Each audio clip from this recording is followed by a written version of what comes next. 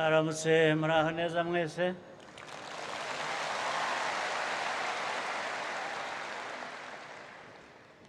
Ndishimye kuba ndi kumwe namwe uyu munsi. Bambwiye kandi ko bantumiye no mu kanya ko ari ukuganira.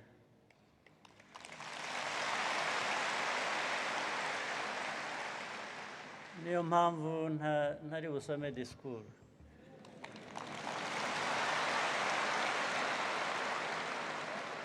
Disikuru ntabwo ari ukuganira. Kuganira ubwo namwe amaherezo muri bugire icyo muvuga.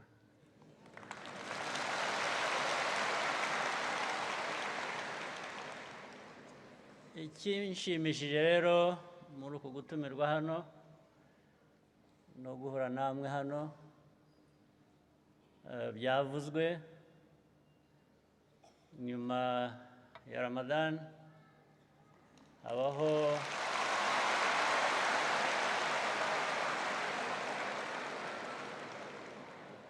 habaho kwishima, habaho gusangira, habaho gusabana, ari byo mwizihiza twese twaje muri ibi bya Eid al-Fitr.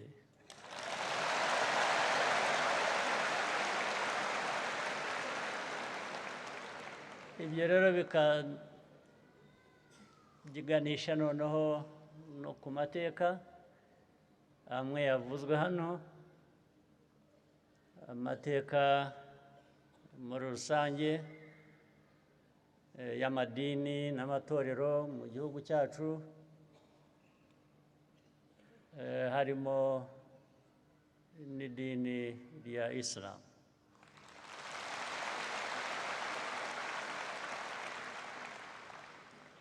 Abayisilamu bagize amateka y'umwihariko, bagira n'amateka basangiye n'abandi muri iki gihugu cyacu. Ariko ikigaragara cyane ni ibyo dusangiye twese.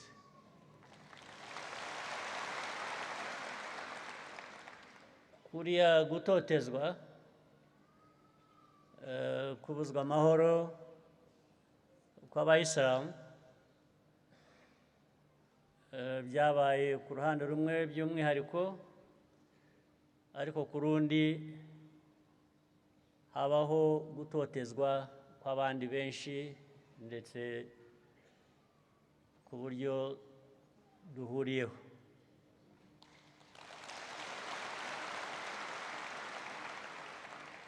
Ibi byose rero, impinduka yabaye mu gihugu cyacu ni impinduka zijyanye n'imiyoborere na politiki igihugu cyacu ubundi nyine cyari gikwiye kuba gifite, ariko cyabuze imyaka itari mikeya, myinshi cyane. Ubu rero ni inzira yo guhindura ubuzima, guhindura imiyoborere, guhindura amatwara, igihugu cy'u Rwanda kigatera imbere, abanyarwanda bose bafite uruhare, ntawe utotezwa, nk'uko bikwiye n'ubundi.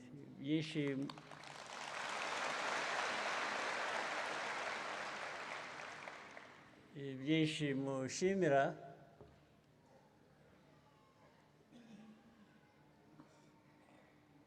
bishimirwa kubera ko bitari bihari, ariko ubundi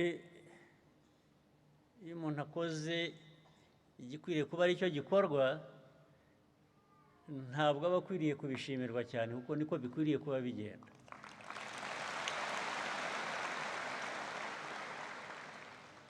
Ariko ibyo ko atari ko byagenze rero, niyo mpamvu abantu ngira ngo bavuga bati habonetse noneho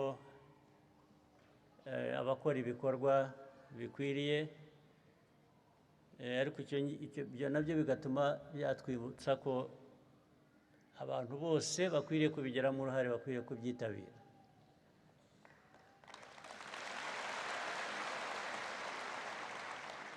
Ku bayisilamu rero, amateka maze kuvuga mwasangiye n'abandi ku buryo butandukanye mu gihugu cyacu. Kugira ngo bihinduke bizagomba ko namwe mubigiramo nyine uruhare. Kugira ngo u Rwanda ruhinduke, abanyarwanda bose bagomba kubigiramo uruhare.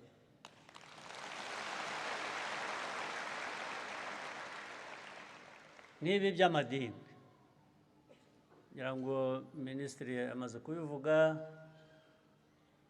n'abandi babanje kuvuga babitugejejeho, kumva ko tugomba gushyiraho uburyo amadini akwiriye kuba akora. Nta nubwo ari amadini gusa, ariko ubu turavuga amadini n'ibindi wenda ndaza kubigeraho. Amadini n'amatorero, ibyo ashinzwe ubundi birumvikana, nta n'udakwiye kubishyigikira. Ariko kugira ngo bigende neza, muri ayo madini ubwayo n'amatorero ubwayo akwiye kubanza agakora neza, agakora ibikwiriye kuba bikorwa. Uburyo bwashyizweho n'inzego za leta kugira ngo ibyo bifate umurongo muzima, byari ukubuza abantu, ntabwo biri mu bayisilamu gusa, cyangwa ntibyabaye mu bayisilamu gusa, byabaye no mu yandi madini n'amatorero. Ugasanga umuntu yihishe inyuma y'idini, inyuma y'itorero, ashyizeho ikintu kigamije inyungu ze no kwambura abandi.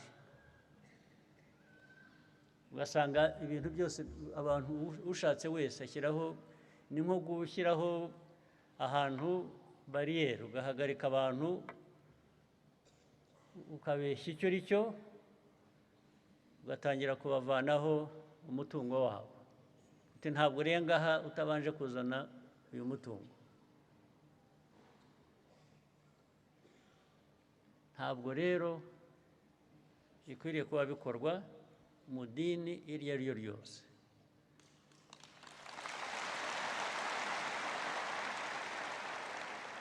Ibyo bitandukanye no gutoteza amadini cyangwa amatorero.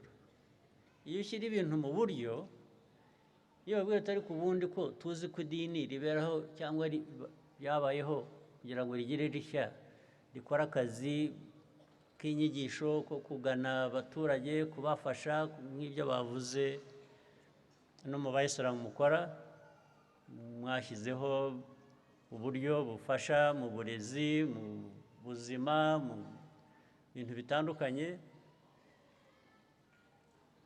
Ni ibyo nyine bikwiye kuba bikorwa. Ahubwo ntabwo ari ukwambura abantu,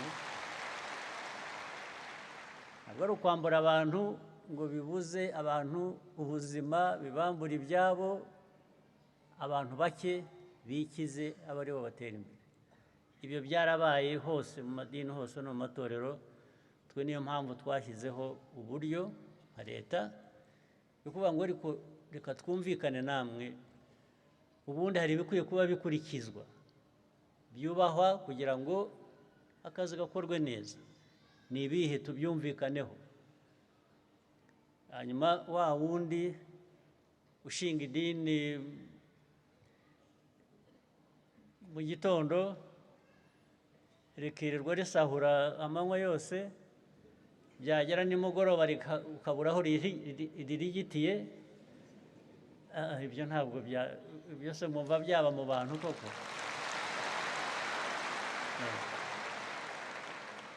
Ibyo ntabwo biba bikiri idini, biba byabaye ikindi kintu.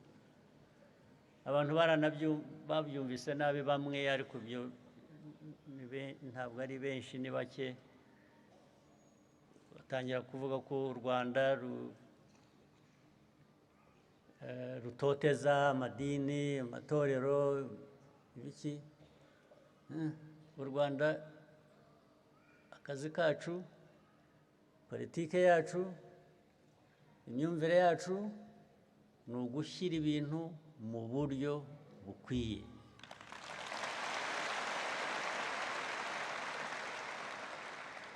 Ntawe tubuza amahoro na busa. Niyo mpamvu n'amateka y'abayisilamu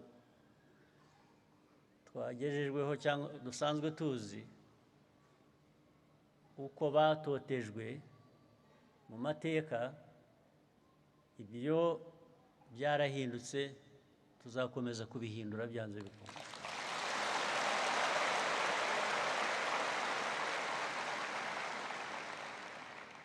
N'abandi bose batotejwe murabazi, bikajya no mu moko yacu, bikajya no mu turere, bikajya n'aho hose abantu bagatotezwa. Ibyo ntawe tugomba kubanza kubyingingira kugira ngo tubirwanye. Tugomba kubirwanya bigahinduka byanze bikunze. Iryo ni ihame, ibyo ni inshingano dufitiye igihugu cyacu, dufitiye abanyarwanda bacu. Ndetse n'umunyamahanga n'uwavuye hanze akaza hano mu Rwanda, nawe agomba kumva ko akurikiza ubwo buryo bw'abanyarwanda bashyizeho kugira ngo ibintu bitungane, dutere imbere uko dushatse.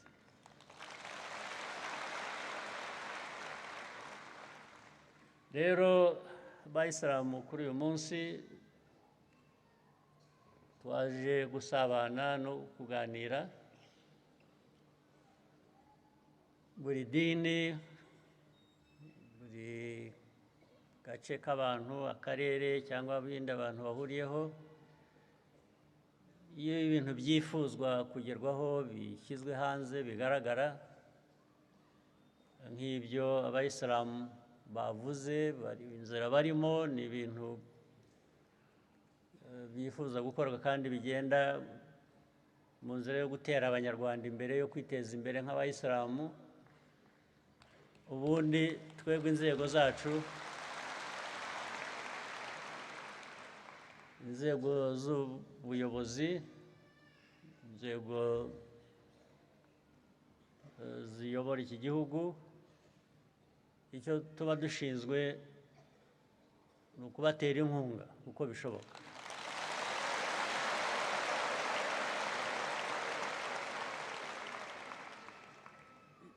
Iyo nkunga rero irahari, izaboneka.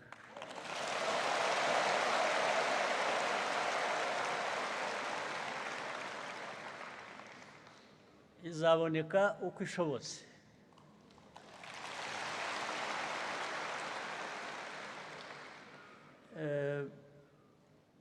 Hari bya bindi by'ikinyarwanda,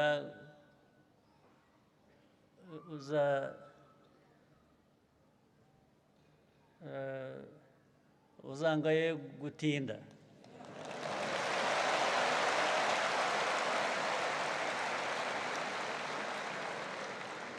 Ariko nta guhera, ntabwo bizahera.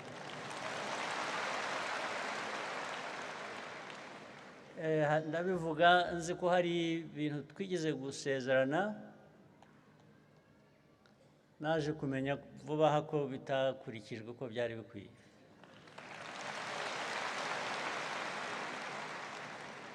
Ubwo ibyo ndabyibaraho nk'umwenda ngomba kwishyura.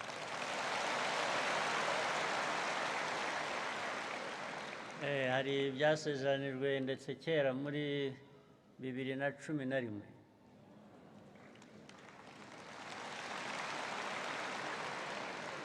ibyo byaratinze ariko ntabwo bizahera. Biraza gukemuka vuba aha ngaha.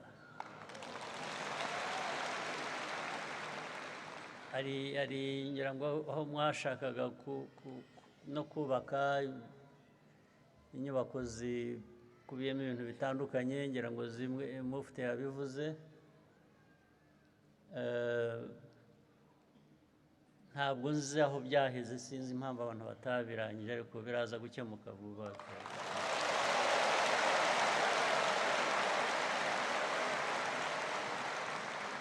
Bimwe nta nubwo bikomeye. Hari ahantu ngira ngo bagombaga kubaguranira ikibanza, niba nibuka. Gusa kugurana se ikibazo kiri hehe?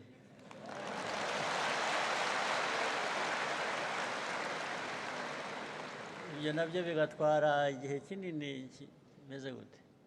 Hanyuma indi nkunga irimo uburyo bwafasha kugira ibyo bwubaka, ibyo rwose ntabwo uyu mwaka uzashyira bitakemutse.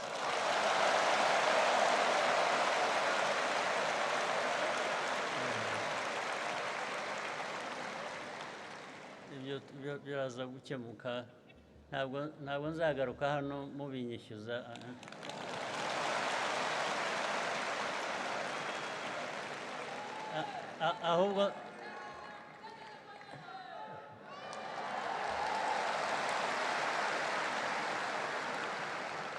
ahubwo tuzagaruka hano ari jye ubibishyuza icyo mwabikoresheje.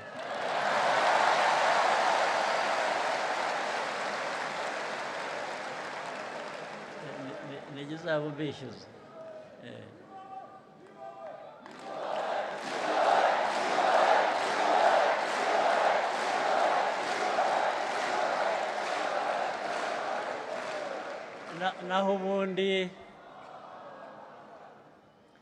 naho ubundi nta muryango utabamo utuntu n'utundi no kutumvikana n'iki, ariko no mu muryango wanyu w'Abayisilamu nituramuka twabaye mujye mumenya uko mwicara mukadukemura.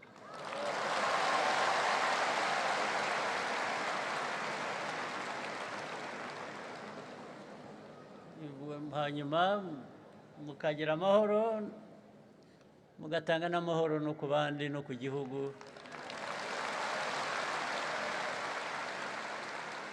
Ibyo kandi niko bikwiriye no mu yandi madini, no mu yandi matorero, no mu muryango nyarwanda.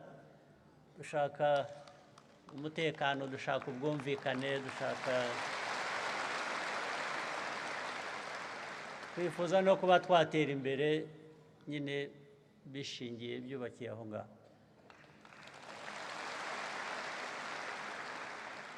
Mwakoze rero kuntumira kuza kubana namwe, gusabana namwe kuri uyu munsi.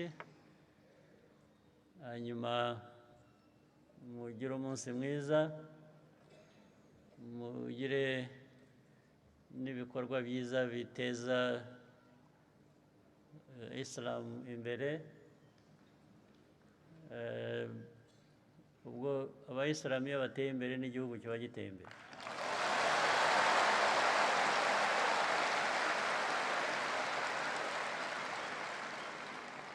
Mwakoze cyane rero, mugire umunsi mwiza.